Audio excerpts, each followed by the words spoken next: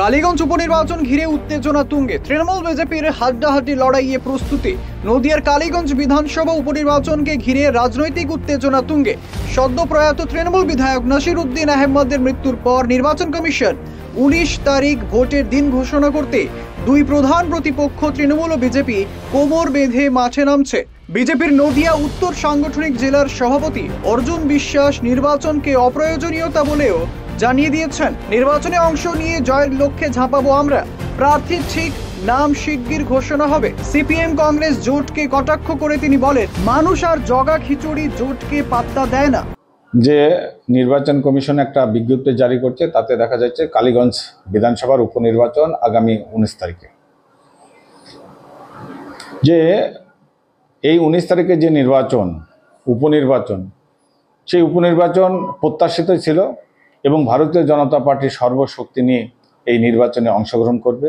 আমরা নির্দিষ্ট টাইমে প্রার্থী নমিনেশন ফাইল থেকে শুরু করে এবং তার পরবর্তী ক্ষেত্রে যে প্রক্রিয়া নির্বাচনের জন্য যা যা করা দরকার, বিজেপি সব দিকে প্রস্তুত আছে এবং এই নির্বাচনে জেতার জন্যেই এবং নির্বাচনে আমরা অংশগ্রহণ করব এবং লড়ব। অপরদিকে তৃণমূল মুখপাত্র দেবাশিস রায় জানিয়েছেন, দল সারা বছর মানুষের সঙ্গে থাকে, যেই প্রার্থী হোক কর্মীরা প্রস্তুত, বিগত ভোটে জিতেছে, এবারও জয় নিশ্চিত।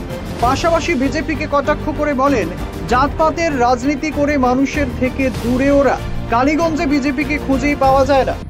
দেখুন, নির্বাচন তো আমাদের সম্মুখীন হতেই হবে এবং আমরা তার জন্য প্রস্তুত। সারা বছর তৃণমূল দল কাজ করে থাকে, নেতৃত্ব যাকে নির্বাচিত করে পাঠাবে আমরা তার সমর্থনে ঝাঁপিয়ে পড়ব এবং আমাদের দলের সমস্ত সৈনিক আমাদের প্রস্তুত আছে। এবং এখনো কি প্রার্থী কোনো ঘোষণা হয়েছে তৃণমূল থেকে? না, এখনো পর্যন্ত হয়নি, হয়তো হয়ে যাবে, আজকালের মধ্যে ঘোষণা হয়ে যাবে। কারণ আমরা সব কর্মীরাই উদ্গ্রীব ঝাঁপিয়ে পড়ার জন্য। কালীগঞ্জ সিটে আমরা বিগত লোকসভা নির্বাচনে বিরাট ব্যবধানে জিতেছি, আগামী নির্বাচনেও আমরা জিতবো একদম 100%।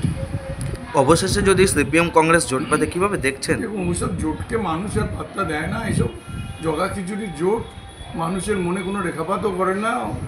ওই টিভি ক্যামেরার সামনে কিছুটা বাগবিতণ্ডা হয়, সেইটুকুনি ওদের শেষ, মানুষের কাছে পৌঁছাতে পারে না।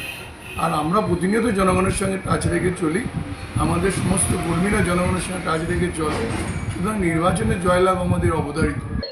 এবং তৃণমূল কংগ্রেসকে কোনো সময় প্রস্তুতির অভাব থাকে না, তৃণমূল কংগ্রেস সবসময় প্রস্তুত থাকে, কারণ জনগণের সাথে মানুষের সাথে সর্বদা তারা উন্নয়নমুখী কাজ নিয়ে তারা সবসময় তাদের সাথে থাকে। তো সেই কারণে তৃণমূল কংগ্রেস সর্বদাই প্রস্তুত থাকে যে কোনো পরিস্থিতির জন্য।